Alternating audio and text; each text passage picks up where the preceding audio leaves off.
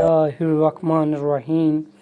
مولا علی کا قول ہے، اگر تم کسی کو دھوکہ دینے میں کامیاب ہو جاتے ہو تو یہ نہ سمجھنا کہ وہ کتنا بے وقوف ہے، بلکہ یہ سوچنا کہ اس کو تمہارے اوپر اعتبار کتنا تھا۔